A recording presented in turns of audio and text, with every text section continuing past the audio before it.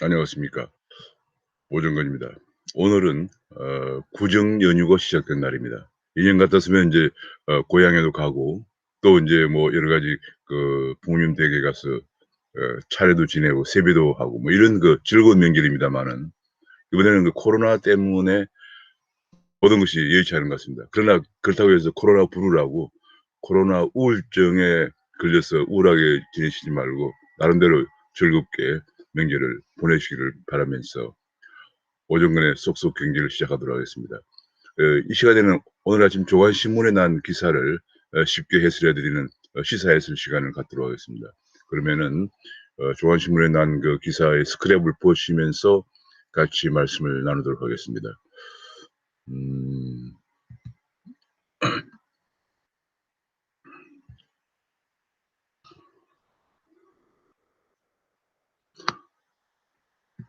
그렇지 않아도 오늘 뭐 구정 연휴고 해서 좀 즐거운 얘기가 없을까 하는 생각을 했는데 처음에 아주 즐거운 빅 뉴스가 떴습니다.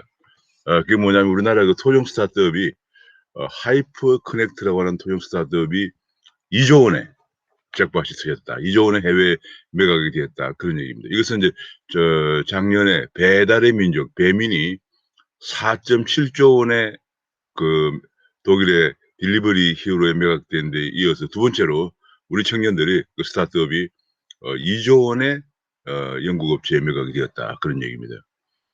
대단한 빅뉴스 아닐 수 없습니다. 창업 7년 만에 드디어 잭팟을 터뜨렸습니다. 우리 청년들에게 더 큰 희망을 주는 일이 아닌가 싶습니다. 그전에 배달의 민족도 대단합니다. 우리 요새 뭐 유통이 예컨대 미국의 아마존 같은 것도 다 아마존 미국에서 탑 이제 시총 1, 2위로 올라선 아마존도 배달업이죠. 유통업이죠. 그런 것처럼 우리 배민도 대단합니다만 그렇게 앞으로 더 성장하기를 바랍니다. 글로벌 아마존 같은 글로벌 유통업으로 성장하기를 바랍니다. 반면에 또 이번에 2조 원의 잭팟을 터뜨린 하이퍼 커넥터 이건 완전 IT 업체입니다. IT 업체. 그 한번 살펴보도록 하겠습니다. 야, 아자르라고 하는 하이퍼 커넥트가 이 영국의 영국 업체 아자르라고 하는데 하이퍼 커넥트가 개발한 아자르라고 하는 영상 메신저인데요. 영상으로 통화하는 거죠. 우리가 아마 페이스북을 사용하신 분들은 페이스북에서 서로 아마 서로 영상으로 통화하거나 그런 것을 아마 경험했을 겁니다. 그다음에 우리 카톡도 영상으로 통화하는 게 있죠. 근데 이걸 인제 아자르라고 하는 영상 통화가 우리나라에만 국한되는 게 아니고 230 개국에서 1억 명이 사용한다. 그런 얘기입니다. 주로 인제 유럽과 인도에서 많이 사용되어서 유럽과 인도에서는 국민 메신저로 명성을 얻고 있다. 그런 얘기고 매출액도 엄청나게 증가를 하고 있습니다. 작년에 매출액이 연간 1,800억 정도를 기록했거든요. 그래서 이거를 인제 미 아메리카 대륙의 북미 쪽에 약간 북미가 가장 큰 시장인데 북미 쪽에 진출이 지금 상당히 어려움을 겪고 있는데 거기에 진출을 하기 위해서 영국 회사가 이걸 2조 원에 100% 인수를 하고 독립적인 경영도 허용했다. 뭐 그런 얘기가 나와 있습니다. 대단합니다. 이 서울대학교 창업 동아리에서 꿈을 키워서 7전 8기 끝에 안상일이라는 하이퍼 커넥트 대표가 7전 8기 끝에 성공 신화를 터뜨렸다. 그런 얘기입니다. 1981년생이군요. 81년생이면 지금 한국 나이로 51군요. 근데 이제 대학을 졸업하고 계속 창업을 계속했는데 7.8기 7번 실패하고 8번째 성공해서 드디어 51의 젊은 대표가 2조 원의 잭팟을 터뜨렸다. 그런 얘기입니다. 정말 우리 청년들에게 희망을 주는 메시지가 아닐 굿뉴스가 아닐 수 없습니다. 제가 실리콘밸리에 가보면 실리콘밸리에 뭐 엄청나게 많은 청년들이 이런 꿈을 가지고 도전하고 있는 거죠. 지금 저희가 사용하는 유튜버도 결국은 중국인이 개발한 유튜버가 구글에서 어마어마한 큰 돈으로 당시에 매입을 해서 지금 구글 유튜버가 된 거죠. 그처럼 해서 실리콘밸리에는 막 수많은 청년들이 정말 주로 인도 청년과 중국 청년들이 인류 대학을 나온 청년들이 거기서 하나 이런 걸 개발해서 선국 신화를 터뜨리기 위해서 구슬땀을 흘리고 있습니다. 뭐 한국 사람들은 그렇게 많지가 않는 게 너무 안타까운 현실인데요. 한국 청년들이 아마 거기에 상당히 도전하기에는 아직 여러 가지 그래서 우리나라도 수월성 교육이 필요하다고 하는 이유가 바로 그런 건데요. 아 제가 실리콘밸리를 여러 차례 방문해 보니까 거기에서 이 저미리 이런 거 한국 업체들을 한국의 스타트업 유망한 스타트업들을 미국의 나스닥에 상장시키는 것을 도와주는 그런 회사들도 몇 개 있고요. 또 우리나라의 그 스타트업들을 미국 실리콘밸리에서 일을 하게끔 하는 액셀러레이터 스타트업을 도와주는 거죠. 그런 회사들도 있고 그렇습니다. 우리나라에 또 그런 회사들이 우리나라에 와 가지고 직접 그 데모 데이를 해서 데모 데이에서 우수한 그 스타트업들을 발굴해서 지원도 하고 미국 나스닥에 상장도 시키고 뭐 그런 어 업체들이 굉장히 많이 있습니다. 지금 많이 있기 때문에 청년들이 희망을 가지고 도전하시기 바랍니다. 그리고 제가 보기에는 우리나라에서 물론 한두 번 이분도 인제 안상일 대표가 7.8기 끝에 성공했다고 그러잖아요. 그러니까 뭐 단시간 내에 성공할 수 있으리라고는 생각 힘들겠지만은 도전을 하면 끝에 성공이 있을 수 있다 하는 걸 정말 희망의 메시지를 전달해 주었습니다. 이제 뭐 김밥을 팔던 대학생인데 창업 10분 만에 대박을 터뜨렸다 이렇게 나와 있군요. 하이퍼 커넥트에서 개발한 아자르라고 하는 그 앱이 지금 정말 이 앱을 통해서 모든 걸 다 하거든요. 스마트폰에 깔려 있는 앱을 통해서요. 그래서 이걸 우리가 플랫폼 경제 시대다 이렇게 얘기하고 있는 거죠. 모든 게 플랫폼으로 연결됩니다. 정말 대단합니다. 2조 원이라는 돈을 2조 원이 정말 적은 돈입니까? 정말 우리 청년들 더 큰 꿈을 가지고 이번에 그 코로나 브루로 너무 우울하게 있지 말고 또 일자리가 없다고 너무 우울하게 있지 말고 도전해 보시기 바랍니다. 게다가 또 한 가지 더 굿뉴스가 우리 반도체 스마트폰 덕분에 ICT 수출이 우리나라 수출이 한 1월 달에 163억 불을 기록해서 작년보다 21.7% 증가했다. 지난 12월에도 24.9% 증가했는데 지난달에도 21.7% 증가율을 기록했다고 뭐 대박이라고 이렇게까지 언론에서 보도를 하고 있군요. 근데 이제 우리가 전체적으로는 전체 수출이 한 5,500억 달러 정도 되기 때문에 월 수출로는 한 400억 달러에서 450억 달러 나가는 거거든요. 그중에서 ICT만 지난달에 163억 달러를 기록했다. 그런 얘기입니다. 우리나라 수출을 이끌어가고 있는 것이 사실 견인하고 있는 것이 반도체와 스마트폰이라고 할 수가 있겠습니다. 이제부터 좀 약간 우울한 얘기가 나오겠습니다. 우울한 얘기는 우선 일자리가 90만 개 증발했다. 98만 개가 줄어들었다는 얘기인데요. 실직자는 157만 명으로 보통 실직자들이 우리나라 실업자가 한 100만 명 안팎이었는데 한 90만 명, 100만 명인데 지금 드디어 157만 명으로 크게 늘어났다는 거. 어제 제가 습관 뉴스에서 말씀을 드렸습니다마는 그렇고요. 그다음에 36시간 미만 취업자, 단시간 취업자죠. 이 취업자도 증가율이 둔화되었다. 그러니까 정규직도 줄어들었을 뿐만 아니라 단시간 일자리도 일시직, 임시직, 임시직이나 일용직이라고 그러죠. 하루 일하는 사람과 임시직 이런 사람들도 이게 한 500만 명 되는데 이것이 이만큼 줄고 있습니다. 우리나라에 임시직 일용직이 너무 많아요. 그다음에 고용은 있는 자영업자도 감소했다. 그런 얘기입니다. 자. 그래서 인제 그중에서 특히 연령별로 본다면은 20-30대가 절반을 차지하고 있다. 98만 그 중에서 거의 여기 보면 20-30대가 절반 정도가 20-30대 일자리다. 게다가 인제 이번에는 또 한 가지가 특징이 60대 일자리. 60대가 그동안에 인제 퇴직하고 정부의 공공근로 한 달에 한 24만 원씩 받고 뭐 여기저기 지하철 안내도 하고 어디 양재천 같은 데서 휴지도 줍고 뭐 정돈도 하고 뭐 이런 그 허드렛 일자리를 노인들의 그야말로 그냥 용돈 정도죠. 제가 수차례 말씀드렸습니다만 이분들이 최저임금만 탄력 지원을 적용해 줘도 다른 데 가서 뭐 마트에 판매원도 하고 주유소에 주유원도 하고 아파트 경비도 하고 할 텐데 최저임금을 이 노인들에게도 탄력적으로 적용하지 않고 일괄적으로 적용하니까 이분들이 갈 데가 없습니다. 그래서 인제 정말 이분들도 뭐 퇴직하고 나면 수입이 없죠. 집안채밖에 없는 게 정말 성실하게 해야 집안채 남는 게 퇴직하고 나면 끝인데 수입도 없는데 세금은 많이 나오죠. 건강보험료도 많이 내야죠. 뭐 생활비는 없죠. 자녀들도 더 힘들다고 그러죠. 정말 그렇습니다. 그래서 울며 겨자 먹기로 건강보험료라도 번다고 이렇게 하던 공공 일자리 이걸 취업자로 간주하거든요. 왜냐하면 일주일에 1 시간만 일하면 취업자니까. 그런데 이분들도 지금 이제 이 코로나 때문에 이것이 원만치 않으면서 일자리마저 지금 줄어들었다. 그런 얘기가 나오고 있습니다. 그래서 그러자 인제 그러니까 돈으로 버티던 노인 일자리가 마이너스가 되니까 전 연령에서 그냥 157만 명의 실업자가 늘어났다. 실업률은 5.1%로 21년 만에 사상 최악을 기록했다. 21년 만이라는 것은 글로벌 금융위기 이후란 얘기입니다. 정말 사상 최악을 기록했다. 그런 얘기고요. 우리가 이제 고용 참사가 계속되고 있는 상황입니다. 그래서 세금 알바, 눈속임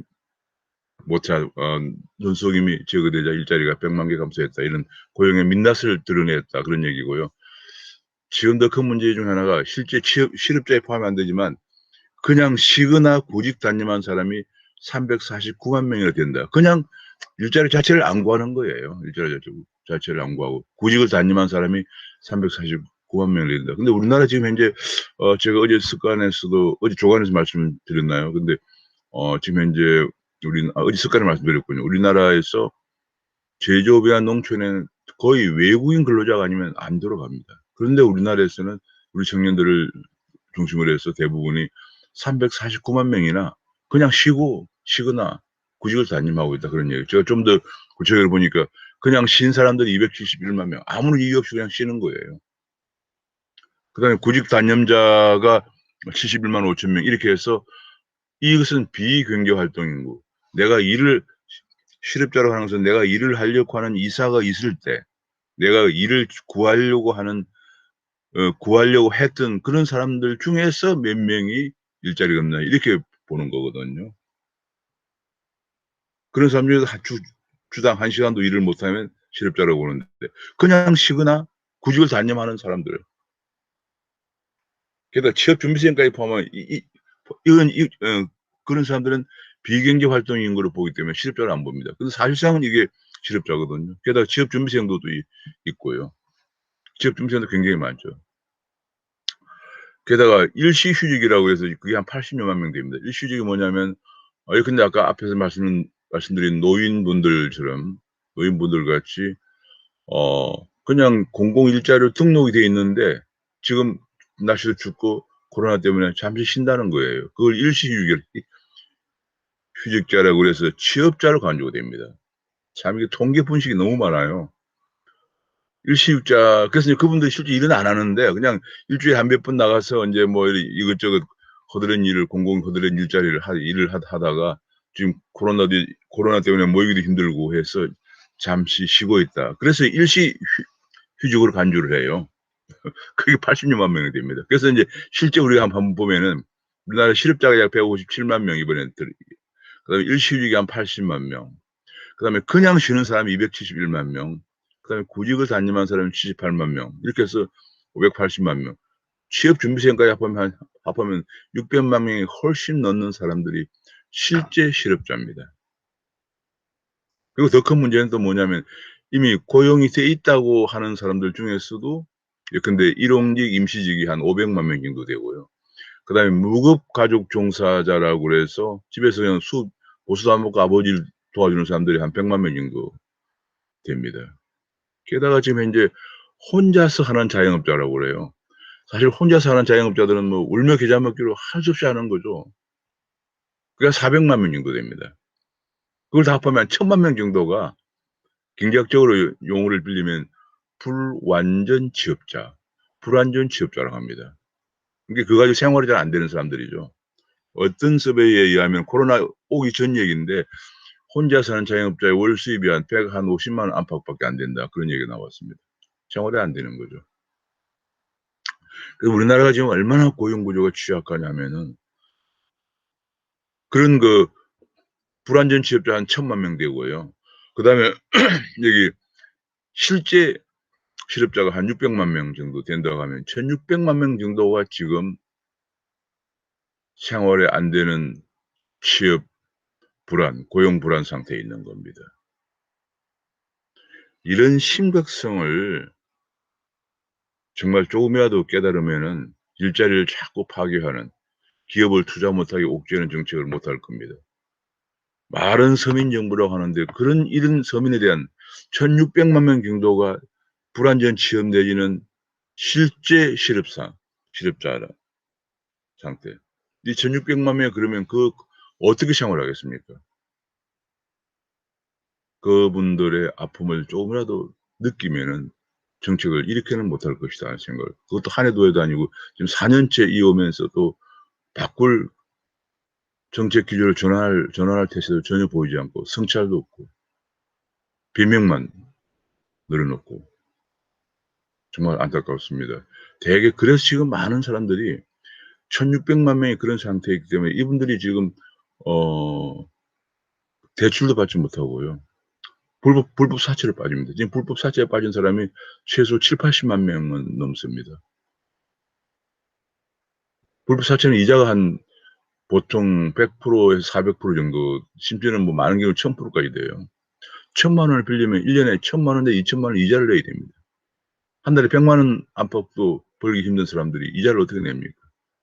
그러니까 계속 뭐 신체 포기각서라든지 그러다가 가족 동반 자살도 하고 말이죠. 이런 사태가 벌어지고 있는 겁니다. 가게가 파기되고 있어요. 일자리가 없다는 것을, 일자리가 한 달에 수입이 생활이 안 된다는 것을 단 한 번이라도 뼈저리게 느껴본 사람들이라면은 지금과 같은 정책을 할 수가 없습니다. 말은 서민 정부, 그리고 서민들을 위해서 약자의 편에 선 정의를 외치지만, 아니 1,600만 명이나 되는 사람들이 불안전 취업 내지는 실제 실업자를 만들어 놓고 있는 사람들이 그런 얘기를 할 수가 있겠습니까? 그리고 정책 전환을 전혀 할 기미가 보이지 않고, 제가 오죽 답답하면 이런 지금 유튜브 방송 시작했겠습니까? 학교도 인제 퇴직하고 좀 여행도 하고 좀 쉴까 했는데 정말 쉴 수가 없네요. 정부는 그동안 자화자찬만 합니다. 자화자찬을 했습니다. 뭐 오직 정말 내놓는 대책도 아무런 정책 전환도 없이 이번에 1 분기에 재정 일자리를 돈으로 또 한 90만 개, 또 그런 단기 알바를 만들어내겠다, 이런 거를 저기 공동기획재정부 장관, 그다음에 고용부 장관이 앉아서 발표하고 있습니다. 정말 답답합니다.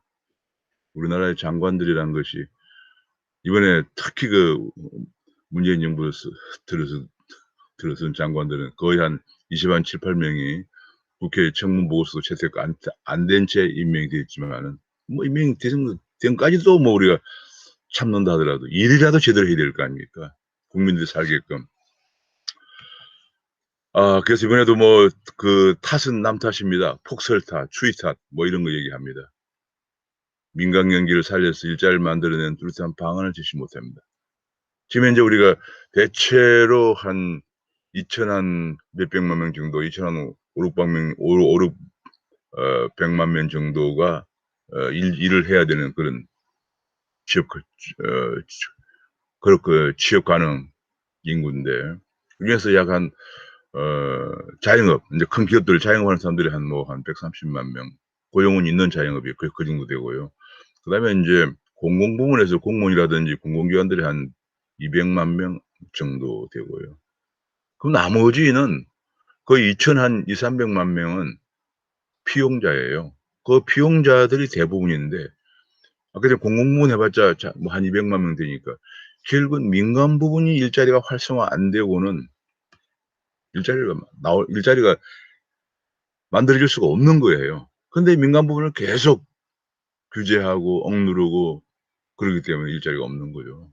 너무 당연한 결과를 지금 가지고 자꾸 이렇게 추위 탓이다, 복수 탓이다, 코로나 탓이다 탓만 하는 거죠. 코로나 탓 때문에 당연히 크게 그렇습니다만, 그러나 정책의 기조가 더 큰 문제다, 그런 얘기예요. 그러다 보니까 인제 알바가 끊긴 20대가 드디어 공공근로에, 주로 노장년들이 하는 공무원근로에도 도전하고 있다. 뭐 그런 얘기도 나오고 있고요. 자, 아들은 취업을 못하고 부모는 비업을 했습니다. 아주 우울한 설을 보내고 있다. 코로나 불후의 명절을 보내게 될 것으로 전망된다. 이런 분석이 나오고 있고, 이런 계층에 대해서 우리가 자꾸 이제 표만 의식해서 보편적으로 다 잘 되고 있는 사람이나 일자리가 있는 사람까지도 다 보편적으로 지원하려고 그러지 말고, 이런 재정 사인도 생각이 되기 때문에 이런 고용 쇼크에 대해서 외환위기 이후 최대의 고용 쇼크는 선별 지원으로 피해계층의 추락을, 아까도 말씀드렸지만 그분들이 가게가 파괴되고 불법 사채로 가지 않도록 정말 국가라면은 전심전력을 다해서 정책을 해야 될 상황입니다. 지금도 4차 재난지원금을 두고 난립니다. 보편적으로 줘야 된다. 그래서 홍남기 부총리가 모처럼 그동안에 8.8태를 했는데 8번이나 얘기했다가 소신을 다 굽혔는데 이번에 이제 9번째 만에 소신을 지킬지 모르겠습니다. 모처럼 이제 이렇게 돈을 쓰면 안 된다. 적재적소에 써야 한다라고 정부 여당 대표에 대응을 하고 있는데, 얼마나 그러니까 막 정부 여당이 벌떼처럼 일어나가지고 지금 홍남기 부총리를 비난하고 심지어는 물러나라 그런 얘기까지 나오고 있습니다만, 이번 선거를 앞두고 다시 여당은 재난지원금을 한 20에 30조 정도 풀이한다 뭐 이런 얘기인데, 돈이 좀 나올 데가 없는데 계속 풀이한다는 얘기예요. 자, 이것이 앞으로 어떻게 될 것이냐 기초가 주목이 되고 있습니다. 아마 설 지나면 바로 이 문제가 국회의 큰 쟁점이 될 것으로 생각을 하고 있습니다. 우리나라 자영업자들이 너무 많습니다. 자, 기본적으로 자영업자가 너무 많은데 우리나라 자영업자 비율이 24.6%인데 미국은 16%, 일본은 10%라고 합니다. 전체 실업자 중에서. 아까도 지금 말씀드린 자영업자가 우리나라에서 한 650만 명쯤인데 한 150만 명은 고용원이 있는 자영업자고요. 나머지는 한 400만 명 정도는 고용원이 없는 자영업자, 혼자 사는 자영업자고요. 한 2, 30만 명은 아버지를 도와주는 무급 가족 종사자입니다. 얼마나 많은지 24%라고 하면 굉장한 거죠. 그것도 대부분 자영업이 도소매, 음식점, 숙박업처럼 이렇게 저생산성. 거리거리에 그냥 보이는 게 식당이고, 그 다음에 가게고, 그 다음에 뭐 모텔, 호텔이죠. 왜 그러겠느냐? 우리가 꼭 경제 성장 단계에 성장하면서 제조업의 비중이 증가해 오다가 87년도에 30%를 정점으로 딱 끊겼습니다. 87년 어떤 해입니까? 민주화라고. 정치적으로 민주화를 했다고 합니다. 그러나 경제적으로는 그것이 큰 문제가 된 거예요. 왜냐하면 87년 이후에 임금이, 그때 노동자 대투쟁을 통해서 민노총도 생기고 정규조도 생기고 이렇게 되면서 임금이 연간 그 후에 6년간, 88년부터 6년간 20%씩 올랐거든요. 20% 오르니까 제조업이 경쟁력이 없는 거죠. 그래서 제조업의 성장세가 30% GDP에서 차지하는 비중이 30%를 딱 끊기고, 그리고 늘어나, 그러니까 채용이 안 되죠, 이제 일자리. 채용이 안 되니까 제조업에 흡수를 못 하니까 전부 자영업으로 나간 거예요. 그렇죠. 우리나라 자영업이 이렇게 많아진 겁니다. 그 이제 취직이 안 되니까 쉽게 할 수 있는 게 음식점, 가게, 그다음에 뭐 돈 좀 있으면 건물 사가지고 모텔 같은 거, 이런 거죠. 정말 답답합니다. 그래서 이런 것, 그러니까 경제가 민간 부분이 활성화 안 되면은 결과적으로 생산성이 낮은 자영업에 몰리게 돼 있고요. 사람은 살아야 하니까. 그것이 이제 너무 많아서 언제나 과당 문제, 경제 문제였는데 결국은 지금 코로나까지 겹치면서 이런 문제가 생깁니다. 자영업자의 눈물을 닦아주려면은 이분들이 정상적인 일자리를 갖도록 민간 부분을 활성화시키는 것이 최선의 길입니다. 혼자 사는 자영업자 400만 명 중에서 약 한 150만 명 정도는 설문조사에 의하면은 취업 기회가 있으면 취업을 하고 싶다고 얘기했습니다. 또 한 가지 이번에 아침에 나온 뉴스 중에 정말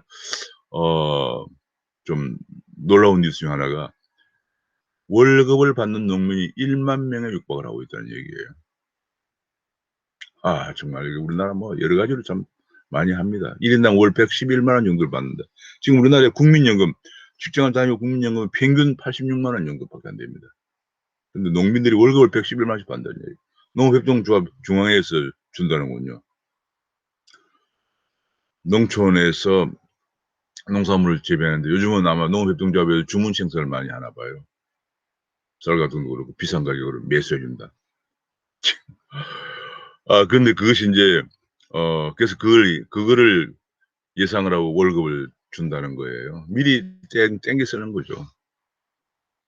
근데 지금 뭐 여기 언론에 보도한 거 보니까 그 농사가 잘 안 될 때는 그러면 어떻게 할 거냐. 정부에서 보조해 줘야 된다. 그런 얘기. 우리나라가 1년에 농어촌 보건에 지원하는 것이 10조 원에서 15조 원 정도를 매년 지원하고 있습니다. 어마어마한 돈입니다. 농촌 인구는 자꾸 줄어드는데요.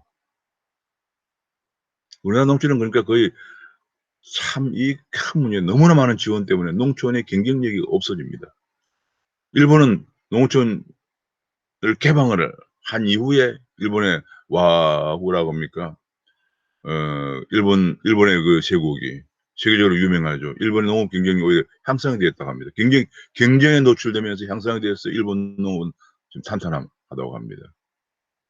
우리나라는 너무 그동안에 1년에 10조 원에 15조 원 국내 세금으로 보호를 하다 보니까 지금 농촌이 너무 경쟁력이 없어서 이게 계속 보조만 주다가 보조 갖고 안 돼가지고 월급을 이제 받아주는. 자, 이런 월급을 받고 있다. 이런 보도가 나왔습니다. 그래서 이제 조선일보 칼럼에 보니까 공짜면 양잿물도 마신다는 민족이 아니고 문족 개조 운동이 일어나고 있다. 이런 얘기인데 그 얘기는 뭐냐면 이렇게 선거마다 때 맞춰서 이렇게 보조를 주고 전국을 이렇게 하다 보면은 재정도 못 견디지만은 국민 의식이 추락한다는 거예요. 국민 의식이 이런 그 공짜로 주는데도 공짜에 물들어서 추락해 한다. 국민이 신뢰된다. 한마디로 파퓰리즘에 중독이 되는 거죠.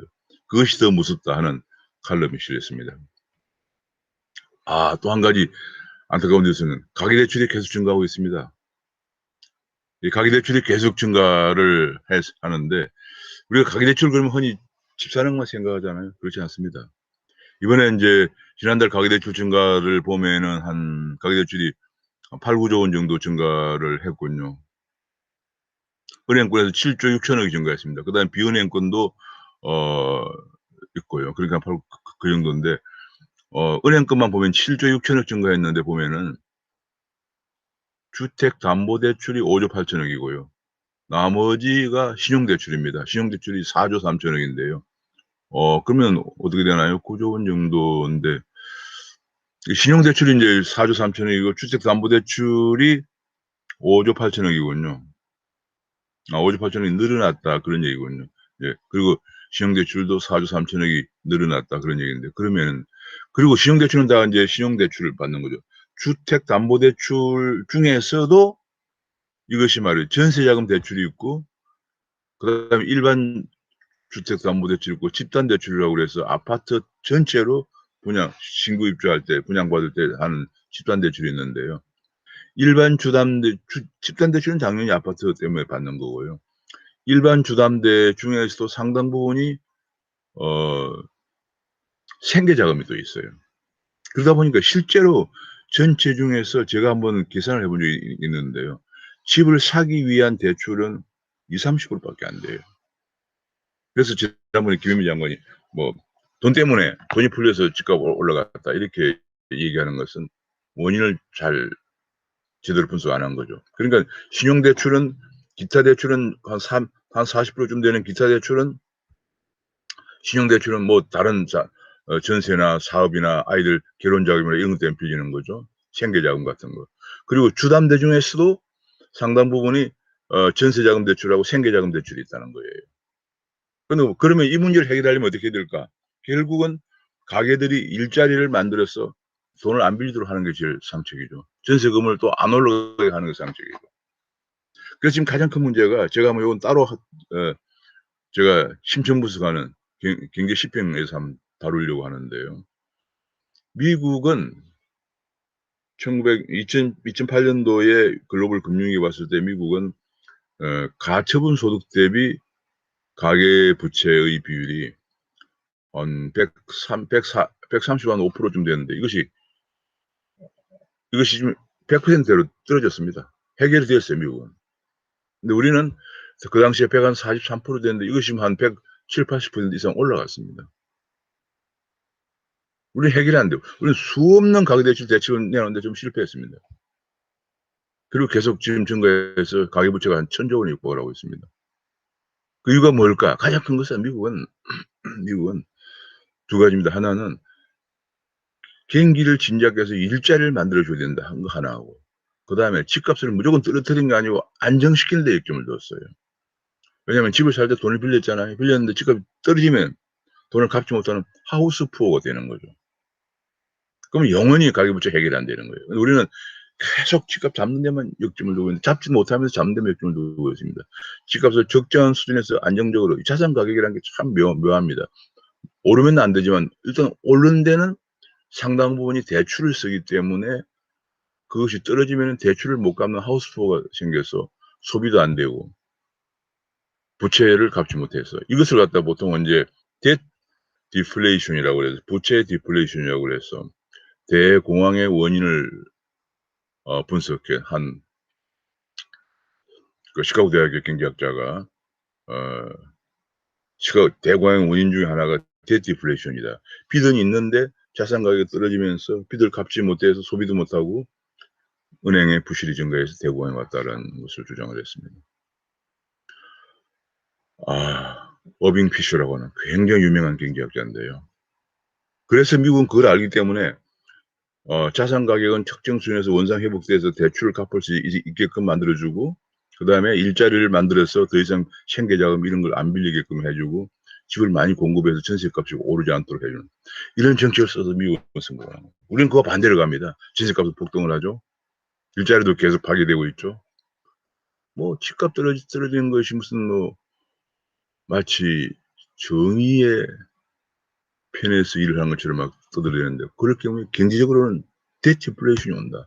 자산 부채 디플레이션이 온다. 이것이 큰 문제입니다. 아마 제가 보기에 뭐 지금 뭐 국토부 장관이라든지 정치하는 사람들이 디플레이션의 말을 들어보기나 했는지 좀 과문합니다만 뭐 그런 참 안타까운 생각도 듭니다. 워낙 하는 거 보니까 워낙 뭐 엉망으로 하고 있어서 제가 심지어는 이런 얘기를 하면 좀 뭐합니다만 그런 생각까지도 들기도 있습니다. 자, 이것이 인제 그러다 보니까 1 금융권에 돈을 못 빌리게 강압을 못 빌리게 막 규제를 가하다 보니까 2 금융권을 번지고 2 금융권에서 못 빌리는 사람들은 어디로 갑니까? 불법 사채로 간다 그런 얘기예요. 그래서 지금 여기 규제를 이렇게 하는 거죠. DSR 규제를 대책이 늘어나니까 아까 지만 미국처럼 그런 대책 일자리를 만들어 주고 집값을 부채를 갚을 만큼 안정시켜 주고 그렇게 하는 게 아니고 규제만 하는 거죠. 규제만 하는데 DSR이라는 것은 내가 연간 수입 중에서 원리금 상환 비율이 얼마인가 이게 Debt Service Ratio라고 그래서 부채 원리금 상환 비율인데요. 이거를 이제 자꾸 규제를 해서 대출을 더 못 받게 대출을 못 받으면 내가 지금 전세도 얻어야 되고 아이들 결혼도 시켜야 되고 생계도 유지해야 되면 어디로 갑니까? 그 불법 사채로 가는 거예요. 불법 사채로 가는 건 통계를 안 잡히니까 금융당국이 신경을 안 씁니다. 몇 년 전만 하더라도 불법 사채 시장을 서베이에서 발표를 했습니다. 그 당시에 조사한 것들이 제가 보니까 제 기억으로는 한 60-70만 명 정도가 불법 사채를 쓰고 있고 그다음에 전체 불법 사채 규모가 6-7조 원 달한다는 발표가 있었는데 그 뒤로는 그냥 조사를 발표를 안 해요. 안타깝습니다. 그런 사람들이 정말 우리 정책의 대상이 돼야 되는 거죠. 무조건 규제한다고 가계부채가 줄어드는 건 아니고 또 통계상으로는 약간 줄어들지 모르겠지만은 그분들이 전부 다 더 어려운 사채의 늪으로 빠진다 그런 얘기죠. 그래서 인제 이렇게 가계부채나 이런 기업 부채가 증가하면 나중에 경기가 미국 같은 데 경기가 회복돼서 금리가 올라가면은 그게 폭발하는 거죠. 이걸 양털깎기라고 그래 가지고 이렇게 되면은 인제 자산 가격도 폭락을 하게 되는데 인제 선진국에서 돈 많은 투자가들이 그때 사들인다. 그걸 양털깎기라고 합니다. 지금 양털깎기가 되살아나고 있다 그런 얘기예요. 또 한 가지는 바이러스 얘기인데 바이러스가 아침에 지금 영국에서 발생한 변이 바이러스는 확산 속도가 우한의 2.6 배가 되고요.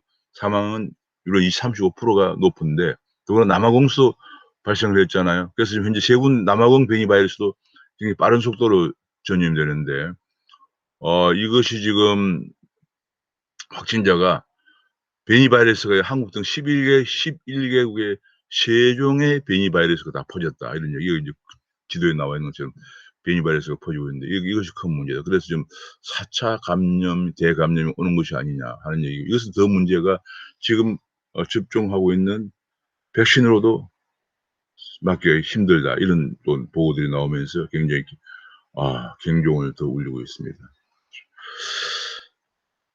게다가 인제 그런 과정에서 아스트라가 이제 이달 26 일부터 우리나라에 접종이 되는데 이게 고령층에 외국에서 영국이나 일부 국가에서는 고령층은 어 효과가 없다고 그래 가지고 접종을 안 하는 상황까지 발생하면서 하는데 우리나라도 그래서 많은 걱정을 하고 있는데 참 애매한 애매한 발표를 했어요. "의사가 알아서 신중히 판단해 결정해야 한다." 이런 얘기를 했습니다. 65세 이상은 안전성 검증이 됐지만은 효과가 어떨지는 자료가 부족하기 때문에 의사가 알아서 해야 한다. 아 이게 참 애매한. 그래서 인제 중앙일보에서는 아니 아스트라제네카 백신을 맞으란 건지 말란 건지 의사가 상황에 따라 결정하라는 이런 얘기를 어떻게 책임 회피라고 의료계에서는 비난을 하고 있습니다. 책임 있는 정부라면은 제대로 검증을 하고 확실한 검증 결과를 투명하게 발표를 하고 맞 맞아도 된다 아니다 이런 것을 뭐 최소한 안 되면 그러면 이 상황이 이러니까 이 정도 효과가 있고 이러니까 선택을 하십시오. 이렇게 한다든지 뭐 이 정도는 나와야 되는데 지금 뭐 정말 이 마지막 백신까지도 이렇게 맞으란 건지 말란 건지 하는 중앙일보에서 뽑았습니다. 타이틀을 뽑았네요. 아 그리고 또 동아일보에서도 백신을 미루거나 거부를 하는 국민이 32% 정도 된다. 그래서 인제 정보를 투명하게 좀 공개해서 접종 기피를 막아야 된다. 그런 얘기를 하고 접종 기피가 되면 접종이 안 되면 어찌 됩니까? 지금 이게 코로나가 진정이 안 되면은 경제가 계속 추락을 해요. 왜냐하면 지금 이렇게 경제 활동을 할 수가 없거든요. 이것이 큰 문제예요. 그래서 투명하게 공개해서 접종 기피를 막고 가급적이면은 면역이 빨리 형성되도록 해서 경제가 좀 살아나야죠. 정말 "코로나 때문에 다 죽겠다." 뭐 이런 얘기죠. 그다음에 아파트값. 여전히 아파트값이 이것이 지난 4 년인가 지난 4 년은 뭡니까? 4 년은 문재인 정부 들어선 이후에 문재인 정부 들어선 이후에 세종시는 104%, 서울은 80% 뛰었다는 조사가 나왔습니다. 지난 4 년간 김현미 장관은 뭘 했는지 모르겠습니다. 계속 집값 안정시키겠다. 자신감 있다. 어쩌고 저쩌고 뭐 얘기했습니다. 결국은 세종시는 104%, 서울은 80% 뛰었다는 조사가 나왔고요. 지금도 계속 오르고 있다. 이건 서울 근처에 경기도 안산에 1억 6천만 짜리 아파트가 두 달째 3억이 되었다. 역대급 83만 원 역대급 대책에도 계속 집값이 오르고 있다. 이런 보도가 아침에 서울경제신문에 났습니다. 집값 오른다 하는 게 한국경제에서 조사 전문가 50명을 설문조사했더니 76%가 집값이 오른다라고 전망을 하고 있습니다. 어떻게 해야 되느냐? 중앙일보 보도를 보니까 전세는 지금 현재 작년 7월 달부터 인제 그 전월세 대책을 했거든요. 2년 동안 2+2 년간 계약을 하게 하고 또 2 년을 연장할 수가 있기 때문에 금년에는 전세가 굉장히 이제 풍기 상태가 될 것이다. 그 얘기는 뭡니까? "전세값은 더 오를 거다." 그런 얘기죠.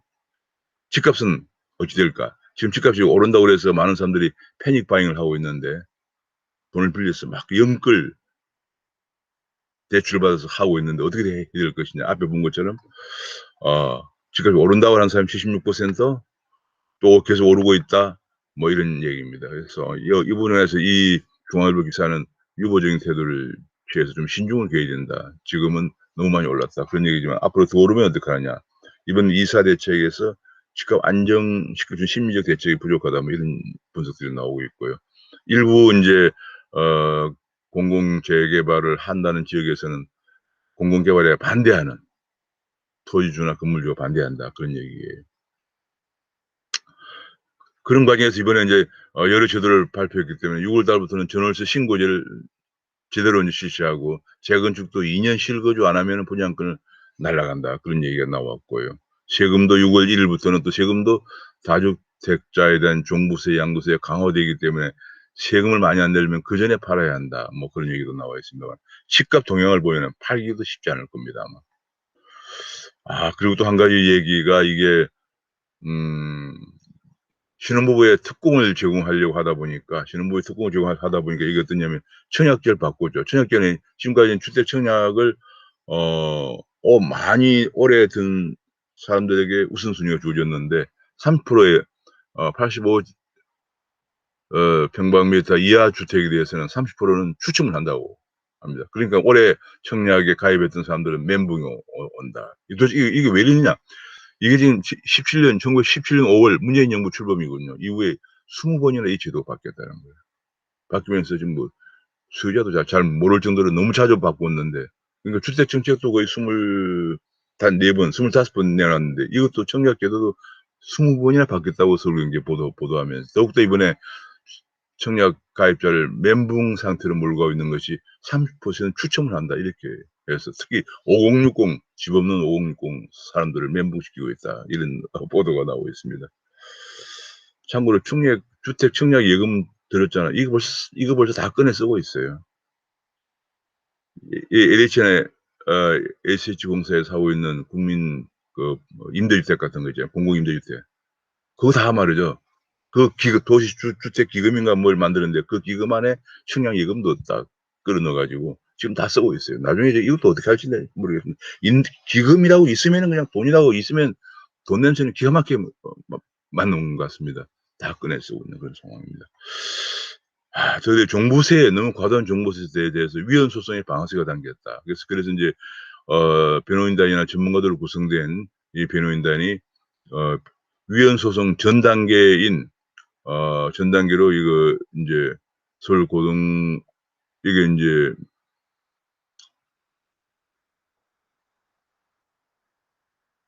조세 심판 청구서를 우편으로 발송을 했다고 합니다. 조세 심판 청구서를 발표하고, 이것이 인제 이다음에 위헌 소송으로 간다고 합니다. 사실 자유종부세라는 것이 무리하죠.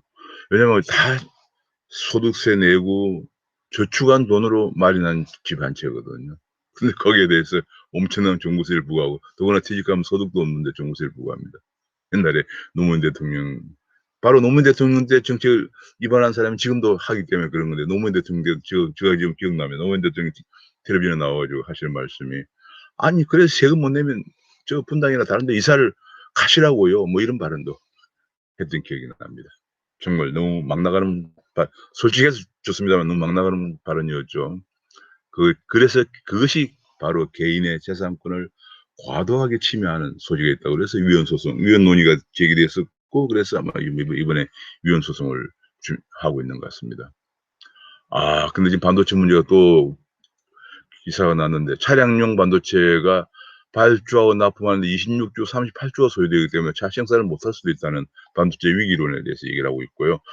코스피가 지금 현재 2,900에서 3,200 사이에 출렁일 것으로 예상이 됩니다. 그래서 너무 추격 매수는 자제하는 게 좋겠다. 이게 인제 곰하고 황소가 지금 이렇게 약간 대결하고 있군요. 그런데 그런 과정에서 지금 외국인들이 2조 7천억 이를 지난달에 빠져나갔다는 얘기예요. 자, 이게 외국인들이 빠져나가는 것이 심상치 않습니다. 이런 부분에 우리가 유의를 해야겠다 그런 얘기고요. 그런데 그런 과정에서도 이번에 카카오 5조 원을 기부하겠다고 한 김범수 카카오는 목표 계속 실적이 좋아지면서 최대 실적을 기록하면서 목표 주가가 올라가고 있다는 보도가 나오고 있고요. 비트코인, 이번에 이슈가 된 비트코인, 이번에 머스크가 테슬라 전기차는 비트코인으로 팔겠다라고 얘기했는데, 이미 벌써 롤스로이스 같은 슈퍼카는 이미 코인으로 거래를 하고 있다. 그런 보도가 또 나오고 있습니다. 그리고 인제 원전 관련, 경제라는 건 참 이 분야가 너무 넓어요. 원전도 중요한 한국 에너지 정책이죠. 경제 문제죠. 원전 관련해서는 지금 수사를 하고 있는데, 청와대가 청와대 조작실의 비서관이 그가 정점은 아닐 것이다라는 그런 분석 보고서가 나오고 있습니다. 청와대 뭐 말 한마디에 그냥 청와대 산업부에서 이 최이봉이가 비서관이죠.